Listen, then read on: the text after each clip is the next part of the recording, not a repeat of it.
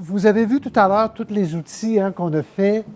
Puis quand je parlais d'une entrepreneur des Îles-de-la-Madeleine qui, en 3 mois, réussit à passer de 60 heures de travail à 40 heures de travail juste avec ChatGPT, c'est qu'elle a utilisé ces outils-là. Malheureusement ou heureusement, on commence une nouvelle vie. C'est presque un changement de culture. Et oui, il va y avoir des moments où on va être satisfait d'où on est rendu, mais on n'aura pas terminé parce qu'il va arriver d'autres outils. Aujourd'hui, j'ai appris l'outil du PowerPoint fait Gamma, moi, qui va me sauver 3-4 heures par semaine. J'ai appris ça aujourd'hui. Il va y avoir d'autres outils. Donc, c'est plus un changement presque de culture personnelle et d'organisation pour arriver à prendre ce virage-là. Donc, très heureux d'avoir notre panel de gens, j'allais dire riches et célèbres, à tout le moins célèbres. Donc, je vais leur demander de se présenter rapidement et de nous expliquer comment ils ont été en contact dans les premiers temps avec l'IA, en commençant par Christian. Je m'appelle Christian Lefebvre et puis depuis maintenant 2 ans, nous avons acheté une entreprise qui s'appelle Station Chêne Rouge, donc des mini chalets locatifs rustiques chic de style glamping ici à quelques kilomètres. Et puis, c'était quoi ton premier contact avec l'IA qui a fait que tu t'es mis à l'intégrer dans tes... Merci du rappel. Donc, je proviens du domaine de la mode. On a été durement frappé par la numérisation du secteur d'activité pour là déjà quelques années. Et nécessairement, on utilisait déjà plusieurs outils technologiques pour essayer de faciliter nos tâches récurrentes. Et dès novembre 2022, parce que j'ai toujours eu un intérêt personnel sur les différents outils technologiques, depuis novembre 2022, j'ai découvert ChatGPT sur LinkedIn, une publication pas simple qui disait que ChatGPT avait maintenant atteint déjà 1 million d'utilisateurs en quelques semaines seulement, ou journées. Je l'ai testé. J'ai été abasourdi. Donc, un early adopter. Oui, effectivement, un early adopter. Allons-y, continue. Samuel Anderson, co-directeur général chez PAL+. Donc, PAL+, pour ceux qui l'ignorent, c'est 2 hôtels basés vraiment à Magog, Harford, Sherbrooke. Donc, 2 hôtels, Espace 4 saisons, l'hôtel Verso. On a 4 restaurants, le bistrot 4 saisons, le bistrot Cause, le Burger Pub. On a le OMG Resto aussi à Sherbrooke. On a une crèmerie depuis peu, le Cornet, à Magog. Puis nous avons également le Grand Cru d'Escapade Memphremagog, qui est un bateau de croisière qui navigue sur le lac Memphremagog. Donc oui, l'IA, moi également, c'est l'IA ChatGPT. Comme plusieurs d'entre nous, on a appris que ChatGPT était un logiciel très puissant de l'intelligence artificielle. J'ai appris ça dans les médias. Puis rapidement, je me suis intéressé à la chose parce que c'est sûr que dans nos rôles stratégiques, on cherche toujours à innover. Et je me suis rendu compte assez rapidement que ChatGPT ou IA pouvait nous aider à améliorer l'expérience de nos invités, mais également nous permettre d'adresser les défis opérationnels. Là, je pense notamment à la pénurie de main-d'œuvre. Donc, Samuel, tu as vu ça dans les médias, tu es allé toi-même, sans formation, on y va comme ça. Oui. Tout simplement. Tout le monde en parle, donc fallait vraiment que j'aille voir de par mon air. Lisandre. Oui, donc moi, c'est Lisandre, je suis la directrice représentation et communication chez Tourisme Canton de l'Est. Oui, c'est ça. Je vais faire le porte-parole. Un bâton de parole, il y a plusieurs trucs techniques qui se passent. Donc, moi, mon exploration a commencé en 2022, un peu comme mes 2 collègues. J'étais en congé de maternité, donc entre 2 couches et allaitement. Là, pour ceux qui ont été là, vous le savez, c'est quoi.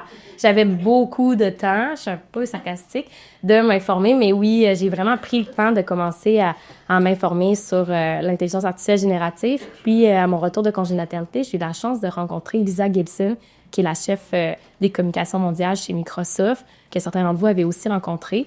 Et moi, ça a été là mon épiphanie. T'en parlais, Pierre, épiphanie, mais moi, ça a été ma révélation. Elle parlait concrètement dans mon domaine. C'est une fille des RP, c'est une fille de com. C'était très concret, les applications qu'elle amenait. Ça m'a vraiment parlé. Et à partir de là, j'ai vraiment accéléré mon adoption, ma formation. Donc, je me suis formée, j'ai assisté à plusieurs conférences. Et c'était évident pour moi qu'il fallait le ramener dans l'organisation et de m'associer avec plusieurs gens à l'interne là, pour vraiment prendre une vitesse supplémentaire. Jean-Philippe. Oui, Tu l'as déjà présenté, mais c'est correct. depuis quand l'IA et comment? Moi, j'ai commencé avec un outil qui s'appelait Jasper. Pour s'il y en a qui connaissent ça, ça venait avant ChatGPT, donc fin 2020, début 2021. Et moi, mon amour de l'IA vient de ma haine de remplir des formulaires de 27 pages du gouvernement.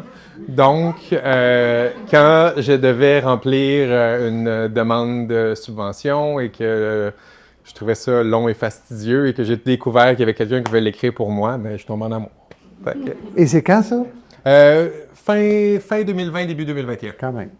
Ouais. Et un lien commun, c'est que ces gens-là n'ont pas fait de formation. Ils ont été d'eux-mêmes, oui, des conférences, mais ça a été fait là, de spontanément à s'y mettre et à prendre le virage. Maintenant, la deuxième question, c'est aujourd'hui, quelle est l'amplitude de l'utilisation de l'IA dans vos organisations? Jusqu'à quel point est-ce que c'est sur ChatGPT, c'est sur le marketing, l'amplitude de la bête dans vos organisations pour faire l'inverse? Jean-Philippe, Lisande, par la suite. Ouais, moi, je vous en ai déjà parlé un petit peu de tout ce qu'on fait. Donc, tout ce que je vous ai montré aujourd'hui, c'est vraiment des outils qu'on utilise. Donc, de Dex pour la comptabilité jusqu'à la création d'images, vraiment pour l'idéation, jusqu'à ChatGPT. Donc, on est vraiment allé où est-ce qu'on a des comptes, dans le fond, qui sont partagés au sein de l'entreprise. L'équipe marketing en a, les opérations et tout ça. Puis c'est vraiment utilisé dans le day-to-day. Donc, vraiment à tous les niveaux, du service à la clientèle jusqu'au comité de direction, où est-ce qu'on s'en sert.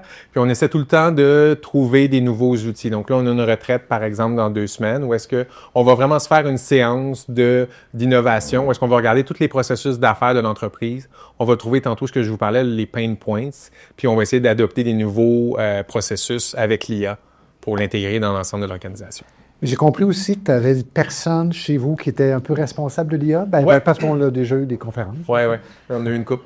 Donc, on a nommé quelqu'un vraiment responsable. On a une coordonnatrice marketing qui a eu le titre responsable de l'innovation et de l'intelligence artificielle au sein de l'organisation. Fait, le fait de donner le titre à quelqu'un, il y a une responsabilité, une imputabilité qui vient avec. Fait que elle, cette personne-là est en charge de regarder tout ce qu'on fait, même aux ressources humaines et tout ça, d'essayer de trouver des solutions pour nous aider. Puis quand on y arrive avec des nouvelles idées, mais c'est elle qui est en charge de le mettre en place dans l'organisation. Lisande. Oui, de notre côté, si je peux parler pour l'ATR, il y a 2 grands volets, là, je dirais. Il y a le volet interne. À l'interne, on a un peu 2 mandats là, de l'intelligence artificielle. D'un côté, comme vous tous, là, améliorer notre efficacité opérationnelle, en trouver où on peut prendre pas des raccourcis, mais en fait, avoir plus de valeur et donc automatiser certaines actions ou certaines tâches. Mais aussi au niveau de la destination, comment faire en sorte que les cantons d'Est ressortent réellement dans les propositions qui sont faites aux visiteurs qui cherchent des destinations, des idées de voyage. Donc, il y a ce volet-là. Et il y a le volet accompagnement des membres. C'est pour ça qu'on fait cet après-midi, entre autres. On est vraiment à, je dirais, c'est ces 3 vitesses-là qu'on essaye d'activer, donc depuis à peu près 6 mois, depuis février dernier. Donc, aussi un mandat d'éducation, de vulgarisation, de vous offrir les outils ou en tout cas au moins de vous accompagner avec le volet de la formation et des conférences. Donc, on est là-dedans, je dirais, dans l'organisation. À l'interne, on l'adopte, j'imagine on va en parler plus tantôt, mais oui, on fait certains projets là, à l'interne aussi. Et j'ai compris aussi dans le passé que vous avez un comité IA interne. Oui, exact. Peut-être en parler quelques secondes. Oui, donc pour accélérer, un peu comme Jean-Philippe, nous, on a... j'ai ce chapeau là, d'être un champion IA à l'interne, mais ça se fait pas seul. On avance vraiment plus vite quand on est en groupe. Donc, j'ai eu l'idée vers la fin de l'été de me dire, je pourrais pas avancer tout le bateau, ni celui de la TR, ni celui de la région. Il y a beaucoup, beaucoup de demandes. Hein. Vous êtes, j'entends plein de questions depuis tantôt. On veut vraiment être là. Donc, on a formé un comité qu'on appelle les super curieux ou les super utilisateurs IA à l'interne. Donc, on invite à chaque mois dédié du temps. On se fait des rencontres, on se donne des missions, on teste des outils. C'est assez structuré aussi pour vraiment aller explorer le plein potentiel de l'intelligence artificielle et aussi aider à l'adoption de l'intelligence artificielle là, dans le reste de l'équipe. Donc, on est comme ce comité-là. Puis là, je vois plein de petits visages de mon comité. Vous pouvez peut-être lever la main, les filles, Léa. Ouais, Donc, c'est tous ces collègues-là de l'intérieur qui m'accompagnent. Ensemble, c'est ça, on s'y penche vraiment chaque mois. Et de plus en plus, on est en mode vraiment exploratoire. Dans les prochains mois, on accélère sur des missions vraiment concrètes, des projets qu'on veut mettre en place. Merci, Lisandre. Samuel, comment c'est dans tes organisations, parce que c'est un groupe, Oui, oui. et c'est l'amplitude de l'utilisation de l'IA dans ton groupe? Ben, c'est vraiment intéressant de vous entendre parler. On n'est pas aussi structuré chez PAL+, par rapport à l'intelligence artificielle. On a plutôt une volonté puis une ouverture d'esprit. On a dans nos valeurs et innovations. Donc, pour nous, c'est clair, c'est important d'approfondir cette nouveauté-là. Je trouve ça intéressant d'entendre on a quelqu'un chez vous, Jean-Philippe, qui est nommé, qui est responsable, qui est imputable. On a chez Tourisme Canton de l'Est un comité. De notre côté, c'est plutôt de regarder des opportunités, notamment des logiciels. Par exemple, on a implanté récemment, c'est très récent, c'est depuis août, un chatbot sur notre site web d'Escapade Memphremagog. L'idée était de répondre à une problématique qu'on vit tous dans l'industrie touristique, c'est-à-dire le défi de personnel, mais également de chercher des moyens d'être à jour, puis de rencontrer les attentes de nos invités qui sont de plus en plus, disons, importantes. Le chatbot, qu'est-ce qu'il fait? Grosso modo, c'est un assistant virtuel. Donc, un futur client va se rendre sur notre site web. Il va poser une question à cet assistant-là et 97% du temps, l'assistant virtuel va générer des réponses personnalisées, des réponses automatiques et le client va avoir eu sa réponse. Donc, le reste, 3%, le reste du temps, 3% seulement, bien là, l'intervention humaine est nécessaire. Mais on sauve 97% du temps. Donc, est-ce qu'on a droit à des réponses, des questions? C'est la même question. Ben, moi, je voulais savoir si tu étais en mesure de calculer ton conversion, en fait, vers une réservation. Ben, c'est assez récent, donc on l'a implanté depuis août, mais l'objectif n'est non seulement de faire du upselling ou de faire de la conversion, mais également d'améliorer l'expérience de nos invités. On a beaucoup de questions, là je parle du bateau ici, on a beaucoup de questions sur où est-ce qu'on se stationne, à quelle heure arriver. Le bateau, c'est un produit assez niché, là, donc beaucoup de questions qui nécessitaient beaucoup de personnes à la billetterie répondre au téléphone. À un moment donné, on a une capacité d'appel à prendre. On n'est pas capable de répondre aussi rapidement qu'on voudrait. Bien là, avec l'assistant virtuel, on adresse ce point. Je suis un peu curieux sur la gestion. Quand tu dis que tu n'as pas personne qui a eu l'initiative? C'est toi qui l'implante? Comment tu fais la gestion de ces projets-là? C'est clairement pas moi, mais tout à l'heure, on parlait de culture. On n'a pas quelque chose de structuré, mais clairement, puis probablement plusieurs d'entre vous, vous avez cette culture d'innovation. L'IA, c'est nouveau. Chez PAL+, on a des gens qui portent à cœur cette valeur-là et qui se disent « voici une opportunité. Seriez-vous prêts à l'essayer? » Puis moi, ce que je vous encourage à faire, c'est dites oui, essayez des choses.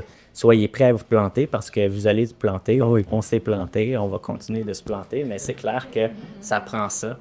Ça prend. Donc, ça se fait un peu organiquement. Là. Oui, tu fais des gens, là, puis là, jusqu'à présent, mais là, il y a tellement de choses qu'on peut faire. J'entends des choses aujourd'hui qui vont peut-être nous. Merci, Samuel. Christian, même question, l'amplitude, comment l'IA est intégrée dans tes organisations? Ben nous, l'IA, c'est une partie quotidienne dans tous les sphères de notre organisation.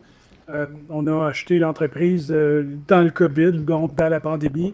Il y avait à ce moment-là un exode important du nombre de travailleurs de l'industrie touristique et de la restauration qui quittaient. Fait que la première chose pour nous, c'était d'avoir des outils qui nous permettaient de pouvoir attirer des employés qui provenaient peut-être d'un secteur qui était autre que le domaine touristique.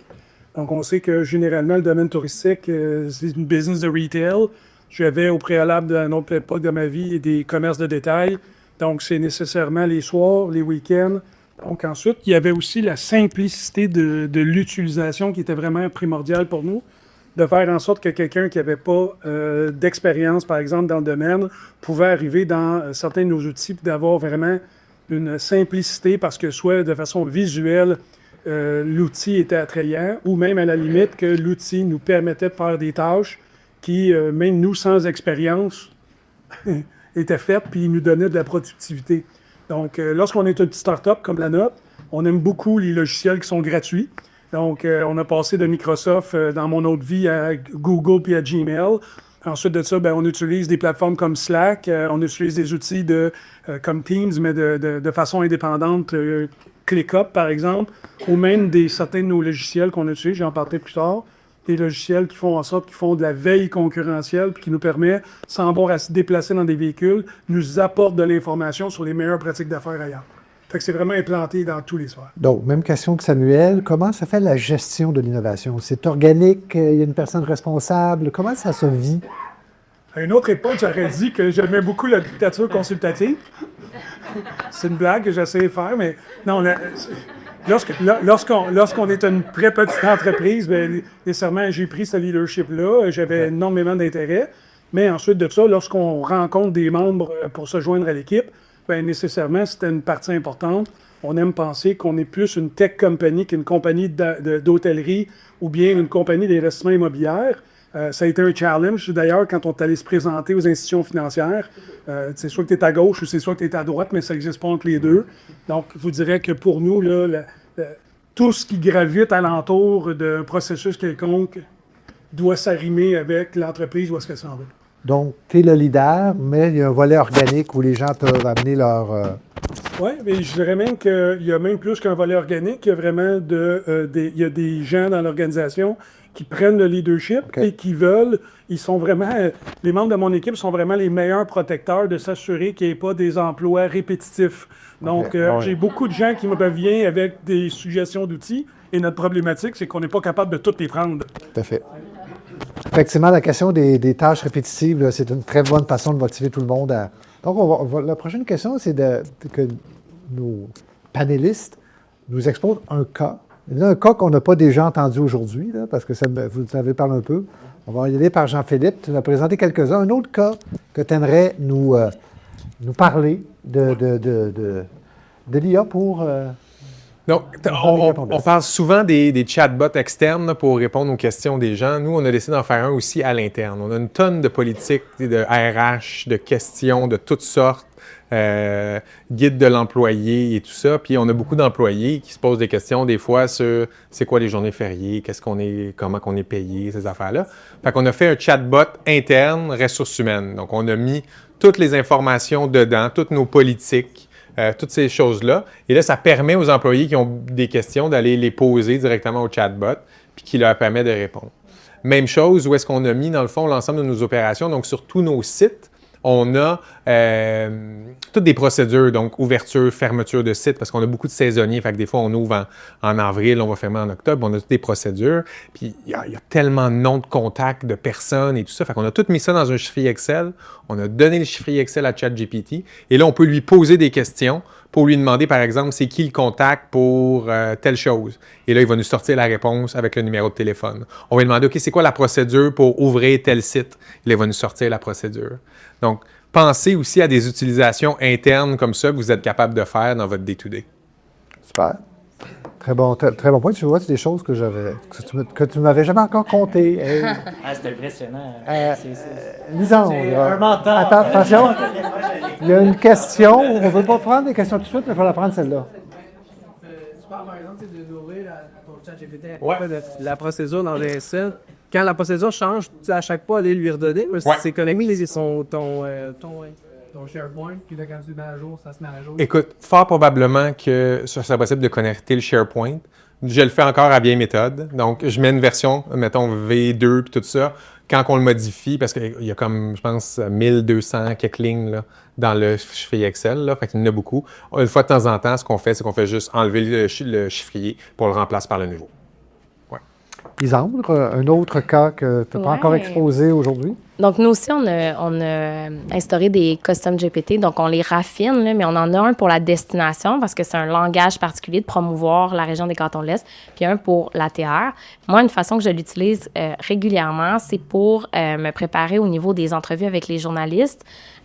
J'aime beaucoup faire du reverse pitch engineering, là, je dirais. Donc, je l'utilise de diverses manières, mais une manière que j'aime bien faire, c'est quand j'ai fait mon communiqué, quand on l'a fait, je le renvoie dans ChatGPT puis je lui demande c'est quoi mes messages clés. Des fois, c'était pas clair, dans le fond, l'annonce là, qu'on faisait. On a voulu dire beaucoup de choses sur la région, sur la terre. Donc, de l'utiliser de cette manière-là, de m'assurer que nos communications qu'on sort à l'externe sont vraiment claires puis que c'était réellement ça notre objectif. Donc, ça, je l'utilise quotidiennement, je dirais, en reverse de cette manière-là. Sinon, pour les relations publiques, une façon que je l'utilise beaucoup, c'est... Là, j'avais une entrevue avec Laurie Dufresne, que vous connaissez sûrement, à la radio de Radio-Canada. Bien, je vais lui demander, là, voici mon communiqué. On a fait une conférence de presse ce matin. Ça serait quoi les potentielles questions que Laurie Dufresne, à l'émission de Radio-Canada Estrie, pourrait me poser? Bien, il va vraiment aller chercher dans sa base de connaissances. C'est quoi son style à Laurie Dufresne comme journaliste? C'est quel genre de questions est-ce qu'elle cerne? Si je demande pour Mathieu Beaumont, ça va être complètement des questions différentes. Ça me fait sauver du temps, ça me prépare, ça me permet aussi de me préparer à des angles morts, des questions que je n'avais pas nécessairement pensées, surtout pour, par exemple, une conférence comme aujourd'hui où on a parlé d'IA, on a parlé de nouveautés, on a positionné la région, on a parlé de collaboration avec l'MT Lab, il y avait beaucoup de sujets, donc pour recentrer un peu, puis se préparer. Donc, tu as fait ça aujourd'hui, tu as fait ça pour le... Oui, j'ai fait ça avant, pendant que je vous écoutais, là. J'ai fait ça. Mon entrevue est à 15h15.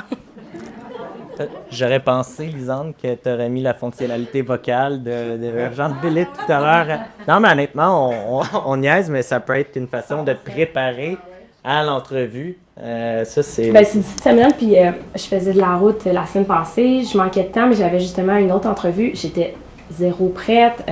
Dans mon équipe, les filles étaient super occupées. Fait que j'ai justement utilisé la fonction vocale. Je posais des questions. Ouais. Puis je répondais. Je disais, dis-moi, à la fin de chacune de mes réponses, je veux que tu me dises si j'ai bien répondu à la question et que tu me poses une question de rappel. Donc, je l'utilise, oui, c'est vrai. Vraiment, moi, je l'utilise très souvent, la version, l'option vocale. Très intéressant. Samuel, ton cas, que tu n'as pas encore... Chez nous, un autre cas, on le sait, hein, dans nos hôtels, les restaurants, on génère beaucoup de données. C'est important d'analyser ces données-là aussi pour la satisfaction de la clientèle. Auparavant, on analysait la satisfaction la satisfaction clientèle à mitaine. Hein. On avait quelqu'un qui sortait finalement chaque commentaire, catégorisait, puis analysait de cette façon-là si la tendance ou les tendances positives et négatives. Prenait 2 jours là, par mois auparavant. On fait ça maintenant avec ChatGPT. Ça prend au plus, avec un beau document, 10-15 minutes. Donc, pour nous, ça c'est un game changer, ça. Oui, définitivement. C'est plate à faire pour la personne qui fait. C'est pas valorisant, comme tu disais tout à l'heure, Jean-Philippe. Puis, si on n'avait pas de ChatGPT aujourd'hui, probablement qu'on le ferait pas aussi souvent, cette analyse de la satisfaction de la clientèle, qui est pourtant tellement importante. Donc, voilà un petit cas pratique chez nous. Pour nous, un autre cas, c'est que, par exemple, on a acheté une entreprise à laquelle on avait beaucoup d'investissements à faire. Fait que dans le but de minimiser notre risque d'investissement, on a utilisé un logiciel qui nous permettait de faire une veille concurrentielle et on le combine ensuite de ça avec des audits réguliers, une fois par mois, avec ChatGPT, par exemple. Fait qu'on va faire du data scraping. On va identifier certaines entreprises à laquelle on aspire ou qu'on trouve vraiment prestigieuses ou qui font de bonnes pratiques. On va donner des prompts combinés avec notre autre logiciel. Et par exemple, si chez Estrimont, ça ressort que la clientèle est très satisfaite de leur expérience pet-friendly, ben nous, ça va nous permettre de peut-être minimiser notre risque de prise de décision en se comparant.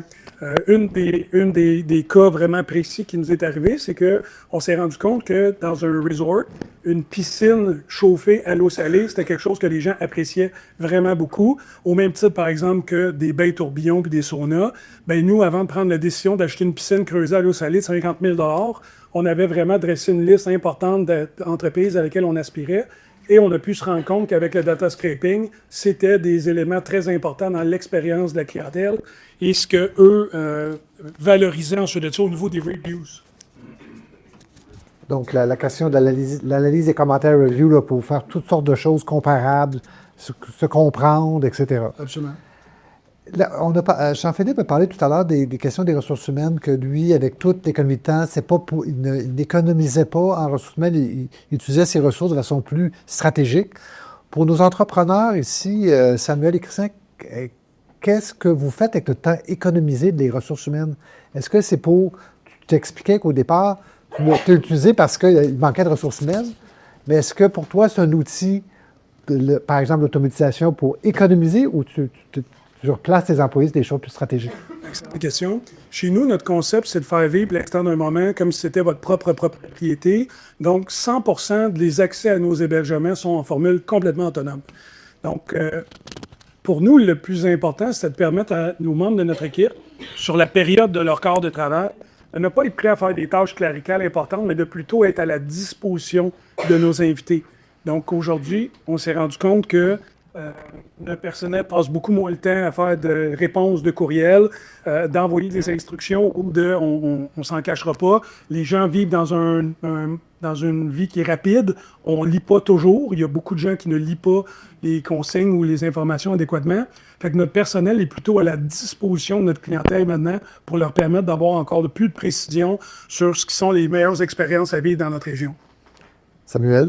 Oui. Pour les ressources humaines? Pareillement, on n'est pas là pour couper des postes. Je pense qu'on est là plutôt pour accentuer, améliorer l'expérience client. On met plus de temps à passer à répondre aux besoins de nos invités que dans des tâches, disons, cléricales, des tâches plates. Et d'ailleurs, au-delà de favoriser finalement nos invités de cette façon-là, ben on améliore notre rétention parce que oui.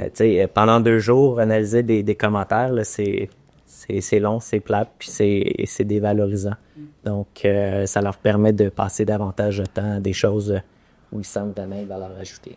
Merci. Maintenant, on va vous demander un conseil. Conseil comment implanter l'IA générative ou accélérer l'implantation. Si vous allez sur le site web de iatourist.com, il y a un billet sur les 10 étapes pour implanter l'IA dans une entreprise. J'aimerais demander, en commençant par Jean-Philippe, ton conseil pour nos collègues ici sur l'implantation ou l'accélération de l'implantation de l'IA. OK. Il y a un concept qu'on n'a pas encore parlé qui est le concept de découvrabilité qui est important. C'est ça que tu allais dire? Sinon, je peux le switcher. Pour l'implanter dans ton organisation? Non, mais parce qu'on nous, on l'a fait, là, puis c'est un des concepts, des concepts à bien comprendre, là. Puis Lisandre va pouvoir parler après ça de comment l'implanter dans une organisation.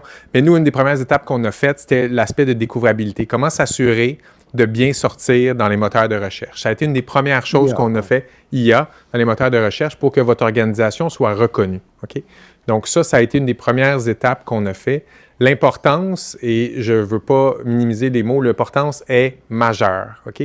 En ce moment, 90% des recherches se font sur Google. Ce shift-là va se faire au cours des 2 prochaines années. Si vous n'êtes pas reconnu par l'intelligence artificielle, il y a des organisations qui peuvent mourir. Vous disparaissez la carte numérique. Fait que dans les premières étapes qu'on a fait, ça a été ça, une des premières étapes à faire. Sinon, mais tout le reste, tantôt j'en ai parlé, là, identifier une personne, c'est important, adopter un cadre. On va mettre un cadre des politiques à l'interne. Là. On va le rendre disponible sur notre site web de IA Tourisme gratuitement. Un modèle, oui. Un modèle. Fait que d'avoir ça, nommer le leader, former vos équipes. C'est essentiel. Tout le monde doit avoir une formation de base dans l'utilisation de l'IA. Je pense que, tu sais, on a entendu, toi, tu es plus organique dans la façon aussi, vous avez testé, tu t'es mis la main dedans. Bon, je pense que personnellement, individuellement, on teste tous un peu. Tantôt, vous avez presque tous levé la main, vous utilisez l'IA dans tous les jours. On est dans une utilisation très individuelle. Au niveau de la TR, j'essaie d'aller au-delà de l'utilisation individuelle qu'on essaie de faire pour justement s'aider. Tantôt, je vous disais comment moi, je l'utilise pour mon travail dans un créneau très spécifique qui sont les relations publiques. Mais dans la TR, les premières étapes pour nous, ça a été de d'abord créer un cadre d'utilisation. Donc, de se dire, dans quel contexte, puis c'est quoi le niveau de risque qu'on est capable d'aller. Tu sais, tantôt, tu m'as fait sursauter, tu as dit, vous pourriez analyser les dossiers EPRTNT avec ChatGPT. Non, non, on fera pas ça. Donc, on s'est donné un cadre jusqu'où on était prêt à aller. Puis moi, je trouve que dans ce cadre-là, c'est ça que j'expliquais à l'équipe, puis ils ont vraiment bien adhéré, c'est qu'avec certaines balises, bien, ça nous permet d'aller encore plus loin dans l'exploration parce qu'on sait qu'on est kosher, qu'on respecte. Tu sais, voici un peu les limites de où on veut pas aller, puis voici vers où on veut aller. Donc ça, c'est une des premières étapes qui a été très importante. Mais l'autre, c'est vraiment, au-delà d'avoir un champion, d'avoir une équipe mobilisée, hein, ça demande, ça va amener des changements à l'intelligence artificielle, que ce soit au niveau des tâches, des ressources, de nos opérations, des gros projets structurants comme ce que vous mettez en place, qui sont quand même des innovations. Mais ça demande une équipe qui embarque, où la gestion du changement est plus facile. Donc, pour ça, moi, je trouve que l'idée d'avoir un comité, c'est une option, mais de mobiliser votre monde, d'avoir plusieurs joueurs qui s'y intéressent et de donner des ressources. Nous, on a débloqué un budget pour l'intelligence artificielle dans notre ATR. Donc, on a vraiment un budget pour aller se former, pour participer à des activités, pour essayer des outils, avoir des abonnements. Donc, je pense que c'est un peu de mettre Moi, j'aime bien commencer petit, puis ensuite être agile et grossir. Là, ça serait ma recommandation. En tout cas, si vous êtes dans un OBNL, nous, c'est un peu ça, la structure qu'on a mis en place. Ton conseil... Oui, ben, je suis tellement d'accord. Là. En fait, c'est une gestion de changement. Hein, ça fait peur. On connaît pas beaucoup ça. On commence à de plus en plus naviguer, patauger là-dedans. Donc, c'est clair que d'y aller étape par étape, probablement cibler un projet qui est simple, cibler. Entourez-vous de personnes qui ont envie, qui sont motivées par rapport à l'IA. Puis c'est un peu ça chez nous. Sans être aussi structuré que vous l'êtes, on a quand même ciblé des gens qui ont un intérêt, qui sont motivés, et donc on les incite à nous amener des projets, des opportunités. Rapidement, soyez ouverts. Un petit exemple, là, on a un fournisseur, un vidéaste qui est venu vers nous. Il a dit « Hey, j'ai un projet pilote à vous présenter. C'est de l'intelligence artificielle. C'est un logiciel qui fait du montage vidéo. » On le sait, là, pour ceux qui ont travaillé avec des fournisseurs du genre, oui, ça coûte cher filmer, faire des vidéos, mais ça coûte cher aussi le montage vidéo. Ça prend du temps. Alors, ce logiciel-là, lui, il dit, vous avez juste à me donner vos rushs, vos vidéos, vous écrivez un peu le scénario désiré, votre ligne directrice, puis le logiciel, l'IA, va vous créer un montage vidéo en une fraction de seconde. Là où je m'en vais là-dedans, c'est soyez ouverts. S'il y a un fournisseur qui s'en vient vers vous avec cette proposition-là, avec l'IA, ben dites oui, puis au pire, ça ne marche pas, puis on essaiera autre chose, mais l'ouverture d'esprit. Christian? La majorité d'entre vous avez certainement des employés qui font des tâches manuelles, donc des plombiers, des cuisiniers, des plongeurs et autres. Mon conseil, moi, c'est je me rends compte que beaucoup de gens sont sceptiques sur la force et la capacité lorsqu'on n'a pas d'intérêt à travailler devant un ordinateur parce que notre métier ne nous l'oblige pas. Ben, on peut être sceptique. Invitez certains de vos employés à venir voir le résultat de la donnée ou de l'information qui en sera sortie. Certains de mes fournisseurs externes qui viennent, par exemple, faire de l'aménagement de forestiers ou qui viennent nous aider sont complètement sceptiques. Généralement, on a fait ça tout le temps. Ça fait 25 ans que je fais ça. Je le sais, moi, qu'est-ce que le client veut.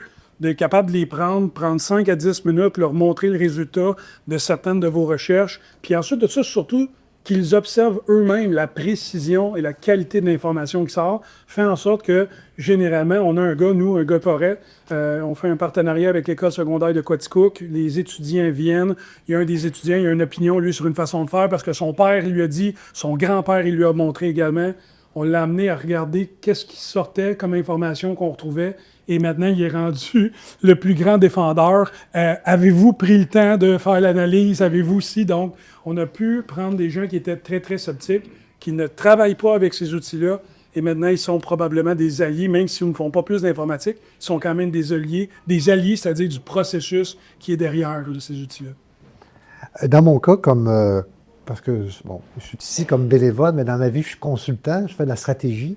Donc, c'était d'utiliser en début d'année cet outil-là et de vraiment... Puis moi, je vois souvent le rôle de ma relation avec ChatGPT ou Gemini comme un cavalier avec une monture. L'outil, c'est la monture. Il faut que j'apprenne à le connaître. Il y a des petits biais algorithmiques, il y a des hallucinations, il va de plus en plus vite. Mais moi, je suis le cavalier. C'est moi qui, par les requêtes, le dirige, s'assure qu'il représente bien mes valeurs, le ton que je veux. Et c'est cette relation-là qui a fait qu'avec les mois, je suis devenu un pas pire cavalier. Quand la nouvelle version va arriver ou quand les autres outils vont arriver, parce que ça va arriver vite, je vais être pas pire parce que je vais déjà avoir l'habitude. Mais ma vie, ce qui a changé, c'est que je faisais des mandats de consultation beaucoup plus rapidement et beaucoup mieux qu'avant. Puis là, bien, je chargeais le même prix. Là, je me sentais un peu, au lieu de prendre 3 semaines, je prenais 3 jours. Fait que là, j'ai dit, est-ce que je charge le même prix? Donc, mes clients étaient très, très... Je parle au début, là, au printemps. Puis maintenant, mes clients étaient très, très, très satisfaits. Wow, Pierre! Puis là, ils étaient contents de me payer. Puis moi, je me sentais un peu... J'ai augmenté ma productivité de 40 à 50 % dans ma job à moi. Et donc, je vous dirais, si vous êtes seul dans votre organisation à vous préoccuper, si vous êtes un petit entrepreneur, il faut y aller avec les choses que vous connaissez. Il faut que vous deveniez un bon cavalier. Et là, je vous garantis que vous allez atteindre ces... Puis c'est le fun. Parce que là, on se dit, là, j'apprends des affaires sur des types de créativité de questions que je n'avais pas pensé. Moi, j'ai beaucoup de plaisir et j'ai changé ma grille de prix. Donc, je suis pas cher maintenant. Mais, Pierre, si je peux me permettre de juste compléter ce Oui. qu'on dit. Tu sais, là, on aborde beaucoup au niveau des capacités opérationnelles, soit des gros projets structurants, soit des petites tâches qui peuvent vous aider. Et tu l'as abordé, la décroabilité. Tu sais, je pense qu'en s'entendant, si vous avez plusieurs choix, puis si vous avez beaucoup de ressources, bien, tant mieux, vous pouvez faire tous ces choix. Tu sais, et décider justement, bon, mais qu'est-ce que je peux faire pour aider mon organisation sur des défis qu'on a ou justement dans les ressources humaines, les pain points, les choses qui font que des tensionnalités. Mais l'autre aspect qu'il va rapidement falloir se pencher, c'est au niveau de la découvrabilité. Donc, toute la notion, tu disais, de se faire trouver. Puis, dans mon sideline, disons ça comme ça, avec le groupe de travail à IA, ce qu'on fait, c'est de monter un guide de la découvrabilité. Ça va être une première étape. Ça sera pas un guide qui sera final parce qu'à tous les 6 mois, ça va évoluer. Mais on va vous donner des pistes sur qu'est-ce que vous... Il y a plein de choses que vous faites déjà bien. Et si vous faites du contenu, si vous travaillez avec des médias, on sait que, tantôt, je pense que tu vas aborder brièvement, mais les ChatGPT de ce monde se nourrissent notamment du New York Times, de points sur du journalistique. Là, c'est la crédibilité, c'est ça, on passe de connaissances en ce moment jusqu'à 2023. Mais dans la prochaine version, jusqu'en probablement 2024-2025, mais ça va être encore beaucoup des sources journalistiques. Donc, le plus que vous pouvez, puis je sais, dans la salle, vous êtes plus loin d'enfants, mais le plus que vous pouvez avoir de la couverture journalistique, c'est très crédible. Donc, l'IA se nourrit. Après ça, ce que vous faites au niveau du SEO,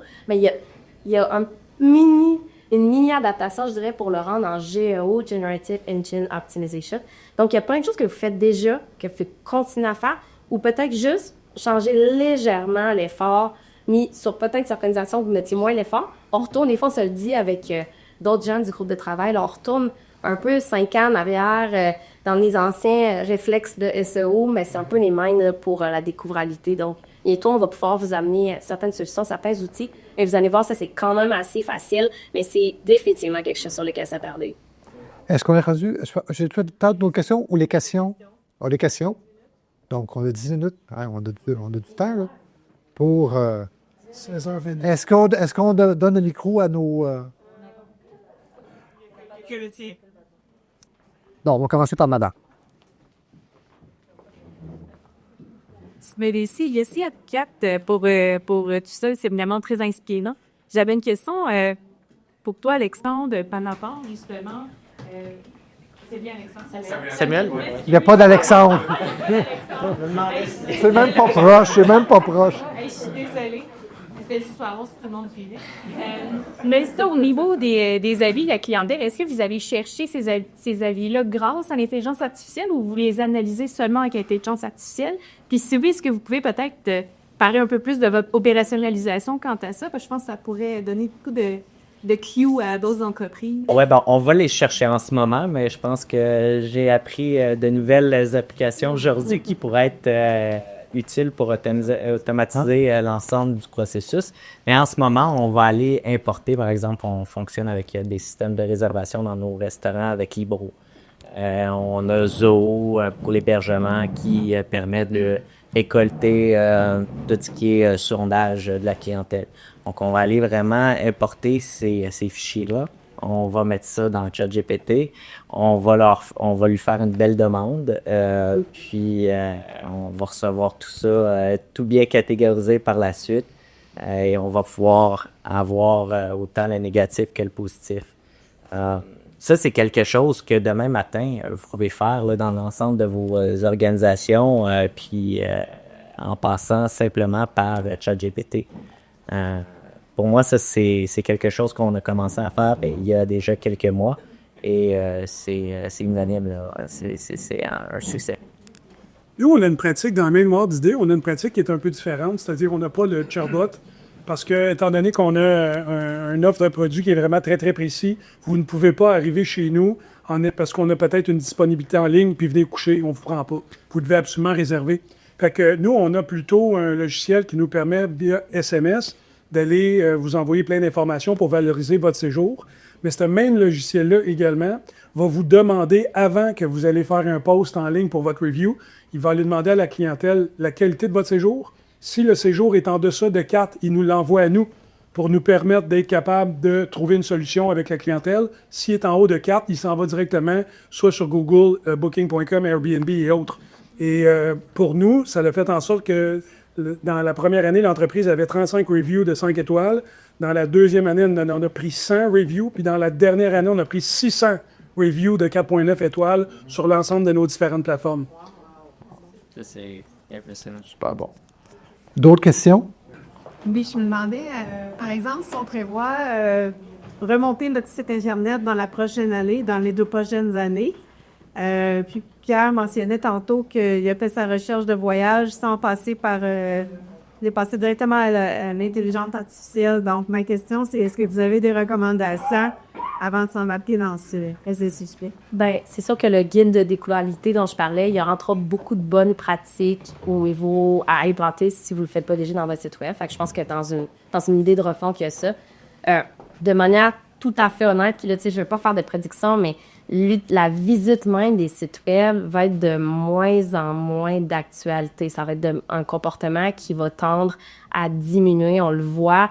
Vous avez peut-être entendu parler du zero click search. Donc, des gens qui cherchent une information, ils ne font que survoler qu'est-ce que ça dit sur Google, mais ils ne cliquent pas nécessairement pour aller sur votre site web. Ils vont demander quoi faire, ils vont regarder c'est quoi qui sort sur la page principale. Là, avec GPT Search, avec Perplexity, c'est exactement ce que ça fait. Hein. Ça vient chercher cette donnée-là puis te donner une réponse complète d'actualité connectée en temps réel. Donc, je pense que c'est très bien. Là, on a encore besoin des sites web, c'est correct. Là. Mais il faut aussi le faire dans une perspective où se dire, dans 10-12 ans, est-ce que les gens vont vraiment aller sur notre site web? Ou en fait, pourquoi ils vont aller sur notre site web?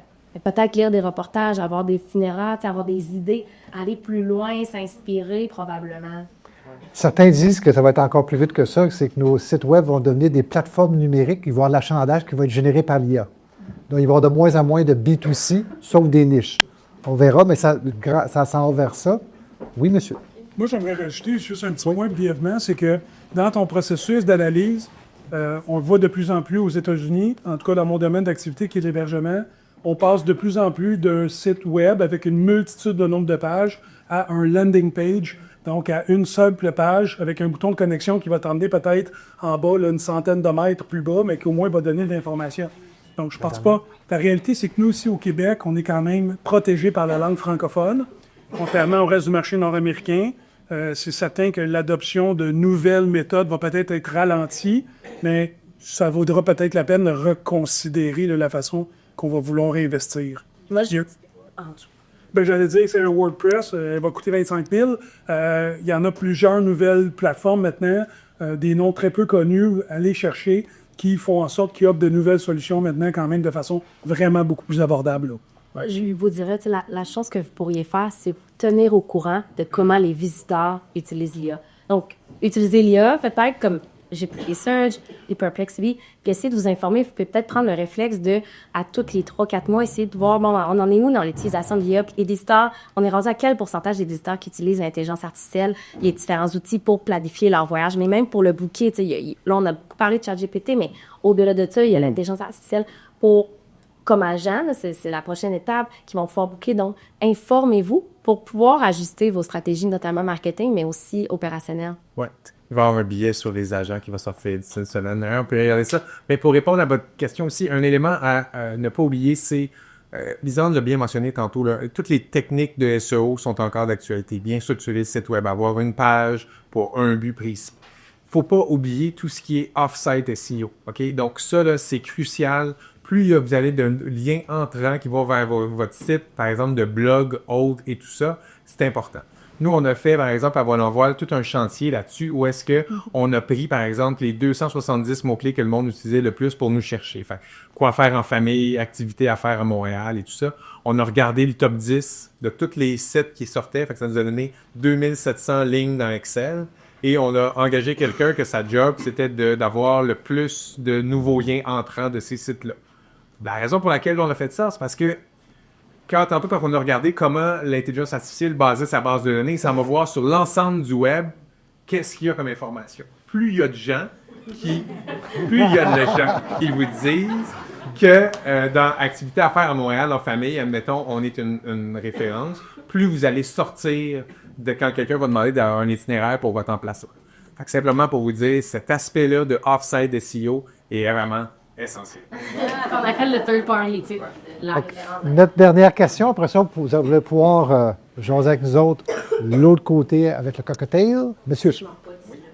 Lisanne, pourquoi tu dis non, on va pas là, on ne fait pas l'évaluation des demandes de subvention avec l'IA?